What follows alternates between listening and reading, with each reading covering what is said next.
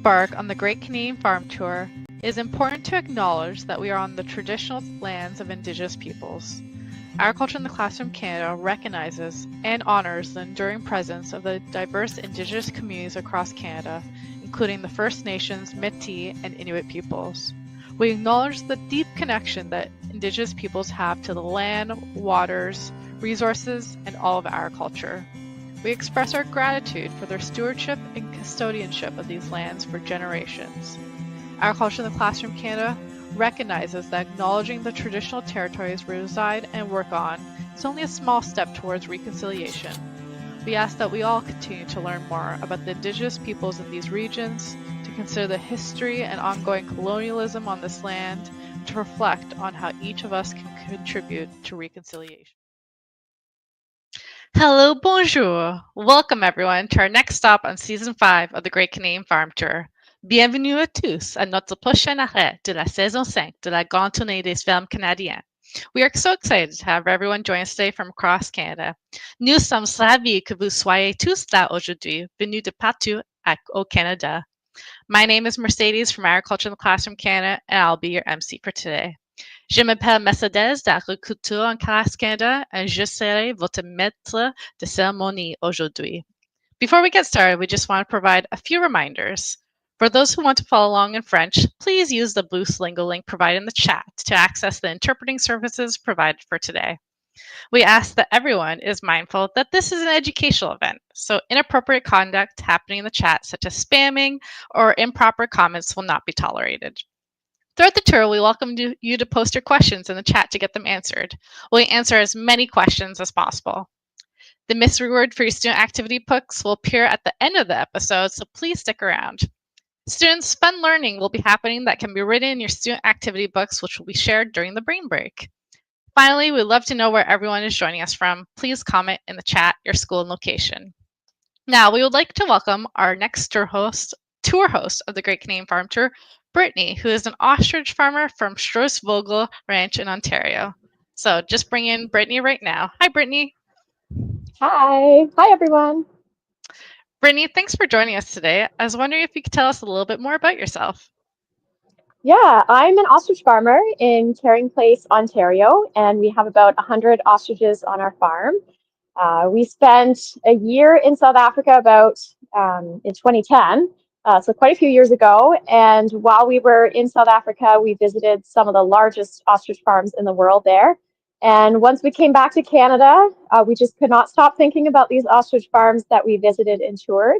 And we loved eating ostrich meat, and we loved the sustainability of raising ostriches.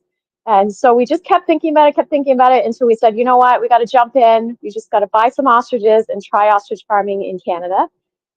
They can survive the Canadian winter. So kind of once we realized that, we're like, why not? What do we have to lose? Let's try it. So we bought our first 10 baby chicks and started buying some adult birds. And now today, our numbers are always changing a bit, but we're at about 100 ostriches right now. And there's no turning back now. We love it. Wow, that's so amazing just to hear about your story, and I'm so excited to learn more about ostriches. So thank you for being here today, and thank you to everyone across Canada for joining us today. So I will take a quick leave, and I'll be coming back periodically to share the questions from students across Canada, but I'm going to turn it over to Brittany, who's going to get us started to learning more about ostriches. So I will be back.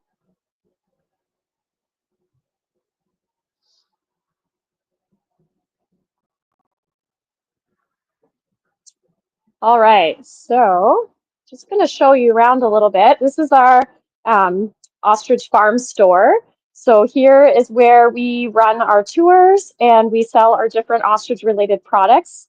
So we have swag and fun stuff, but we also have a lot of ostrich related products like our ostrich oil. We have ostrich feathers that we create into keychains, ornaments, a bunch of different things. We have a bunch of other ostrich feathers here. Planters made from our ostrich eggshells where chicks have hatched from. And we have our meat that we sell in our store as well. So this is all in our first barn that we built. And it's the traditional red classic barn. So this is our kind of tour barn / store. And I'm going to first talk to you about our little baby ostrich chicks that we have. So I'm going to start from our incubation into hatching and then show you our little baby chicks we have. And then in the next session, we'll talk about our adult ostriches and I'll show you around our adult ostriches. So I'm just going to walk you through a few rooms here till I get to our incubator. Brittany, as you're walking there, we have a question from Zoe who's wondering, do you have different kinds of ostriches or is there just one kind of ostrich? Yeah, there are different kinds of ostriches. Most North American ostriches are a mix between blue and blackneck, but there are three different kinds, the blue neck, a black neck, and a red neck. The redneck are known to be a little more feisty and difficult to farm, so it's not usually a breed that's in North America. Blue neck ostriches are the largest birds, so they're great for meat birds. Black neck have a great personality, easy and calm, and so the mix between the blue and black neck is what most North American ostrich farms have, and that's what we have on our farm. So yeah, this is our incubator here. So this is where we collect our eggs that are laid from our birds, and then we put them in this incubator. It kind of looks like a big, massive fridge, but it is an incubator. It is nice and warm, and it's specifically made for ostriches. So it's actually called, ironically, a big bird. You can see there. So we put our eggs in here, and they're in our incubator for 42 days. And once the 42 days are up, in the last 3 days, we'll move them out into our hatcher, and that's where they can hatch. And this machine will automatically tilt the eggs every 4 hours. So those little holders that are holding the eggs will tilt every 4 hours to mimic the hen as it chooses to rotate the eggs in her nest. So that's our incubator there. So I'll show you now our hatcher, and that is where the eggs go after this stage. So on day 39, we move them out of here, move them into our hatcher. And we do actually have a chick hatching today, which is great, so you guys can see. So this is our other machine here, and it just has baskets in it, and it's kept at a nice warm temperature. I'm going to open up the door here, and then I can show you the little baby chick that's hatching right now. So there's a little chick. You can see its beak, see its little eyes, and then that's its toenail right there. So that's its little toe. So they use their beak and their sharp toenails to break out of the shell because it's a very thick shell. And we have a question from Alex, just to interrupt you for a second, who's wondering how many eggs does an ostrich lay?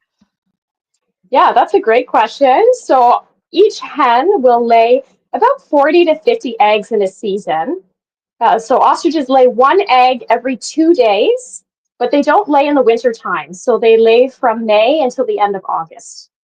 So once you calculate kind of those days and every second day laying an egg, it reaches around 40 to 50 eggs a season per hen. Yep, so that's the little ostrich there. It takes about once they're about at this stage, takes about 3 hours up to 2 or 3 days for them to completely get out of the eggshell. So it's a lot of work. They do a lot of sleeping. Like right now, he's got his eyes closed, pretty much sleeping and resting. And then they'll get kind of more active and start kicking and breaking a piece, and then they'll go back and sleep for a few hours. So it's a lot of work. They take a lot of energy and take a lot of time. We don't want to rush the process either, so we kind of let the ostriches hatch out of the eggshell as much as they can on their own. And then we're waiting on these other two to hatch eventually as well. It's kind of the end of our hatching season, so we only have a few eggs every week now. And then the end of our hatching season will be in 4 weeks, and then we'll start up again in the springtime. So that's our hatcher there. Once they hatch, and they kind of stay in these baskets for 3 days, dry out, and then we move them over into this room here, where we have a bunch of ostriches. Wow. These are kind of our walking Babies. over, Brittany, just to interrupt, is Yeah. Penelope in grade 5 is wondering how big does an ostrich get? And maybe we'll see that in a little bit, but just wanted to put that question out there for you. Yes, yeah. So they grow so quickly. They grow a foot a month and they get up to about 9 feet tall. So if they're stretching their neck out nice and tall, our big male ostriches will be about 9 feet tall. And there's some more of our little guys. And some more here. So they kind of have little spaces where they can go in and outside once they get a bit older. Our others that are just a week old, we still put them in a smaller area here. And these guys are raised up off the ground in a little space because they're just a week old. And so they kind of look like hedgehogs almost at this stage. So that's like the bones of their feathers. And as they get older, they'll start, their feathers will start growing out from there and they'll be nice and soft and fluffy. But at this stage, they're not prickly, but they're also not super soft yet. And they've got little stripes and spots on their neck, and that's for camouflage in the long grass. As they get older, then that the stripes and spots will fade out, and they won't have that anymore because they're too tall to be in the long grass anymore. That's actually great that you just started talking about that because Ellie was wondering if the ostrich feathers change colors as they age. And you kind of mentioned that they lose their spots. Does anything else change about them? Yeah, and their feathers will actually change as well. So the females will stay a grayish brown color. And then once they all actually have a grayish brown color until they're about a year and a half. And then at a year and a half, the males will start growing black and white feathers. And they'll kind of be your classic looking ostrich that most of us know and see is the black and white. That's the male. And the female stays a grayish brown color.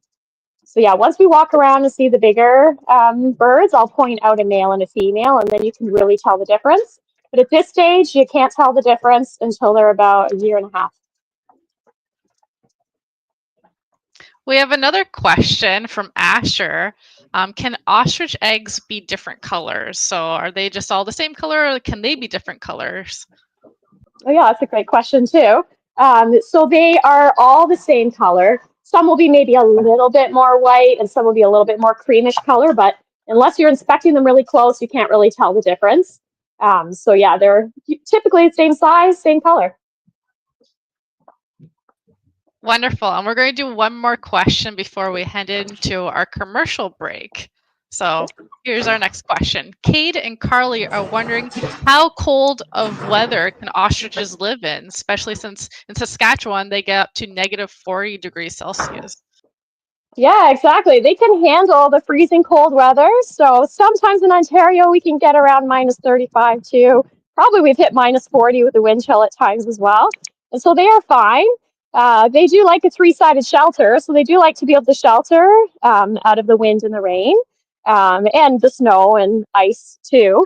But they can, yeah, handle that freezing cold temperature and as long as they have a bit of a break from the wind.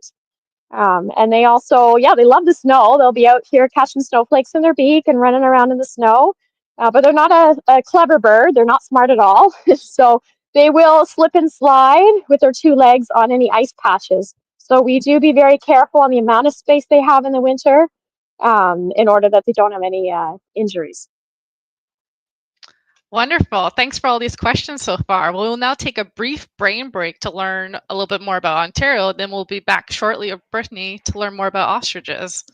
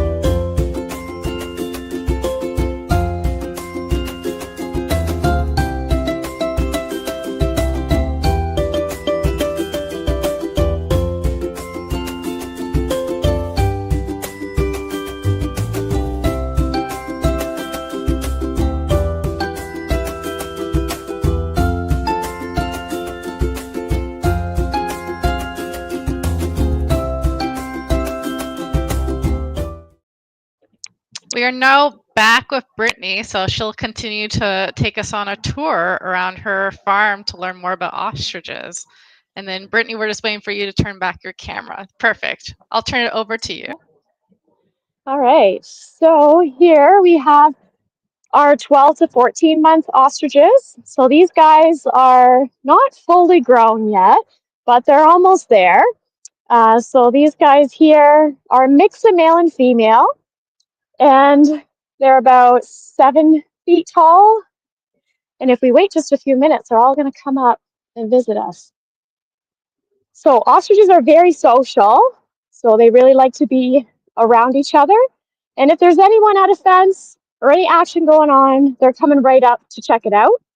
And if I leave my phone here too long, they'd probably come right up to the phone and start pecking at my phone. So they're very curious, very social, and definitely a little bit quirky.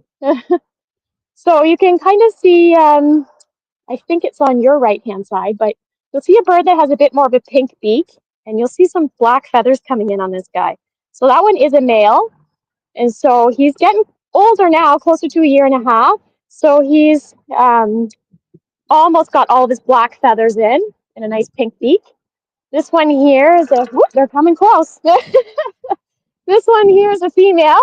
She's got the gray beak, gray feathers. So if you kind of look at their bodies there, you can see the difference between the gray color here for female and then the darker black color there for a male. And so, yeah, they're super curious, always pecking. They can run up to 70 kilometers an hour. So they're very fast birds. And they like to be in a group, so they like to hang out with each other. You don't often see an ostrich sitting alone by itself. They like to be together. And they do a lot of imitating. So if one bird runs, they all run. If one bird pecks, they all start pecking. And you can see their feet here. They have reptile-looking feet and legs. And again, just like that baby chick we saw in the ostrich egg, it had that sharp toenail. These guys have really sharp toenails too. And that's what they use for defense. So everyone thinks ostriches are extremely aggressive and terrifying looking, but they really are quite social, quite quirky and funny, not looking to attack. But if they were to be attacked by a lion in the wild, or something wants to bother them, they can actually kill a lion if they wanted to. So they would kick forward and use that big toenail there and scrape down at a lion if they had to. But again, they give a lot of warning signs before this. You have to really, really upset an ostrich before it gets to that point. Because otherwise, if I sneeze or if I move the wrong way, these guys are big scaredy cats and they're running away. I have a great question from a grade 4 class, and they want to know, how much does an ostrich weigh? Yeah, that's a great question too. So these guys here are about 200 pounds. And as they get bigger, I'll take a walk down and I'll show you our biggest birds that we have. They would get close to about 300 pounds. And that would be our big males. And then we have another question, which is something I really would like to know the answer of, is do they know how to swim, or do they swim in water? Yeah, they actually do. They do know how to swim.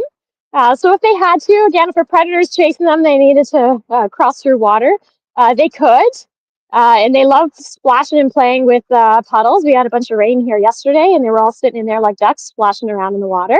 But other than that, they do actually not like the rain. So they like the dry heat. And so they do much better in dry heat, dry weather.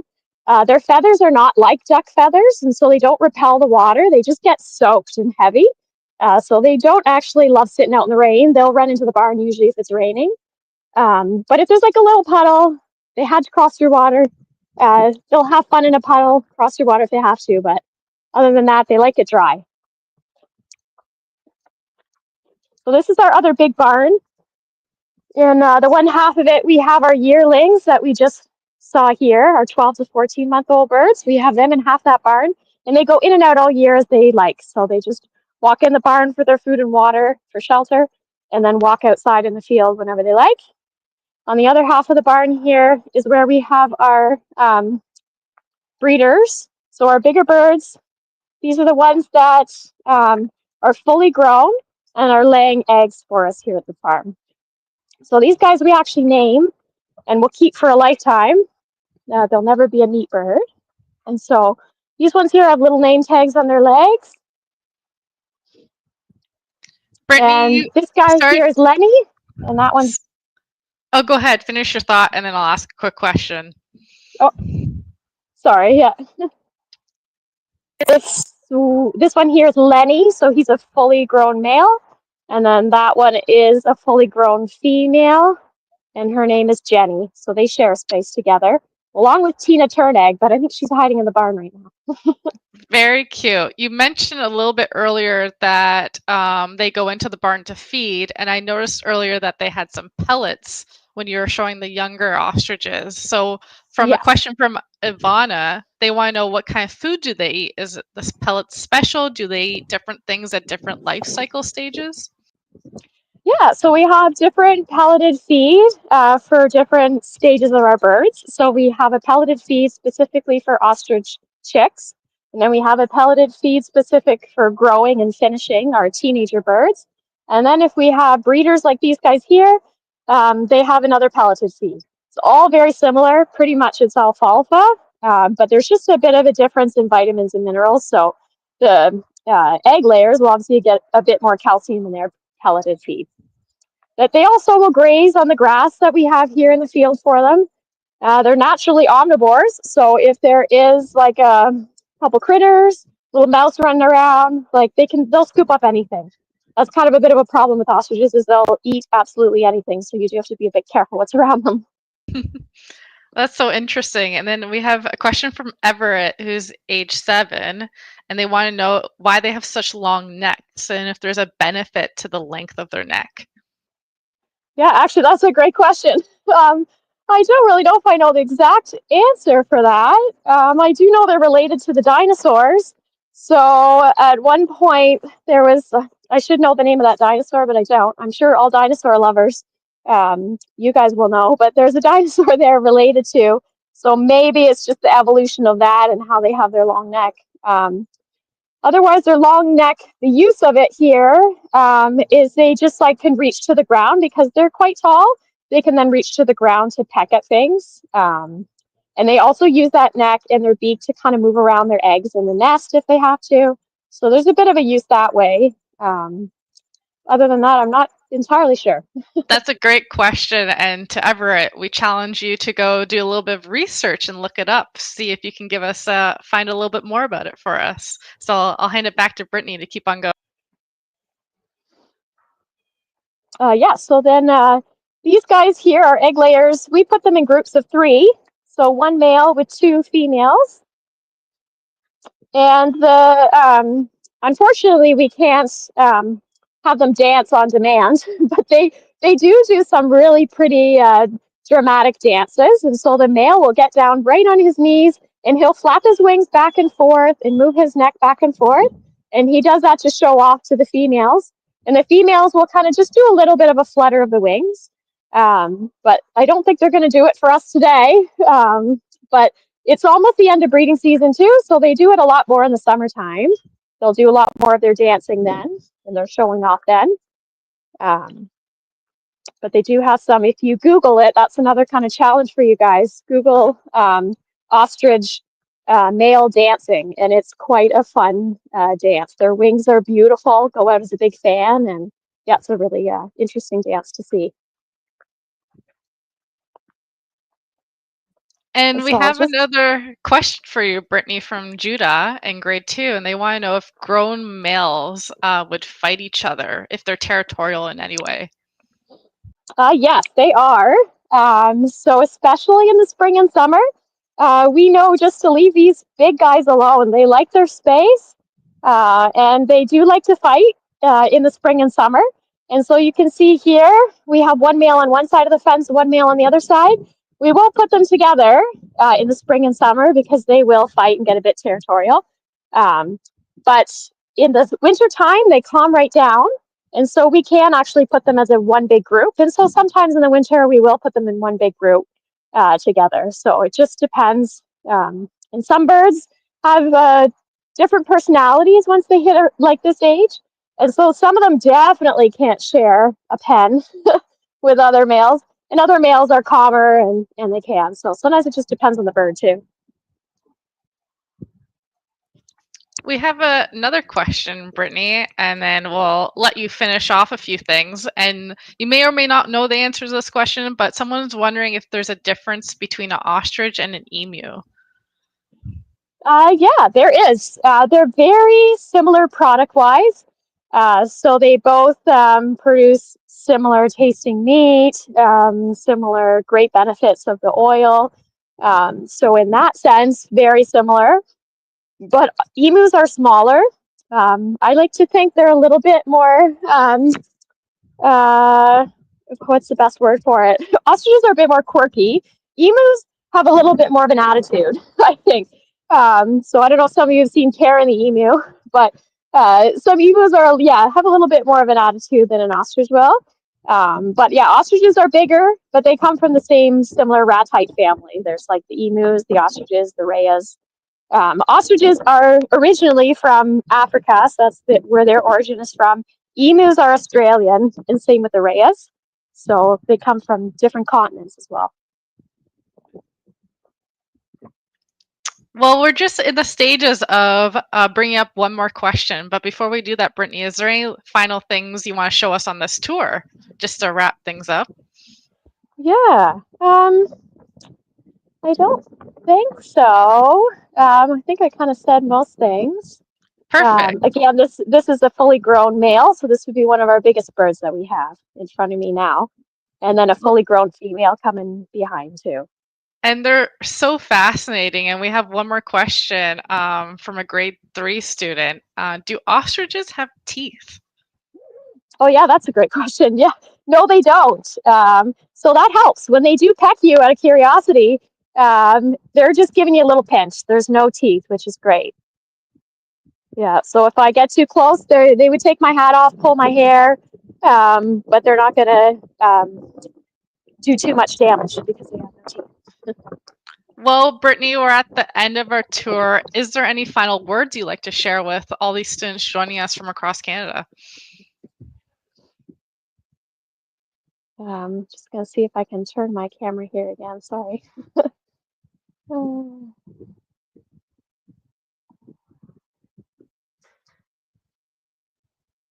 There we go. Oh, and it looks like we accidentally lost Brittany. She just kind of left us for a second. She accidentally hit the exit button. So we just hope that she'll be back with us in a moment. In the meantime, we'll just put up the mystery word for today as we're waiting for her to return. And the mystery word is counter, or comptoir en français. And then we just actually had Brittany join us. So we were just waiting for you to return. Oh, sorry. I don't know what happened there. But anyways, Okay. I just want to say thank you. Thank you for joining. I think it's just such a great program for all you kids just to, yeah, visit some farms and see different farming options. I think we're used to traditional farms in Canada, and it's cool to try something new and different. And so we're always looking for other ostrich farmers. So maybe in the future, you'll remember this tour. You'll remember how cool ostriches are, and remember that it's a really great farming option as well. Yes, and thank you again, Brittany, for doing this with us. And Brittany's from Struisvogel Ranch. And we're just having a bunch of people who are saying merci and thank you to you for doing this, from Luna and Asher. And we just want to mention that our next stop will be tomorrow on October 9th at 12 p.m. Eastern Time at a tulip farm in Prince Edward Island. So we're going from ostriches to learning about tulips. So thank you to you, Brittany. Thank you to everyone joining us. And goodbye for now, or à bientôt. All right. Thank you. Bye.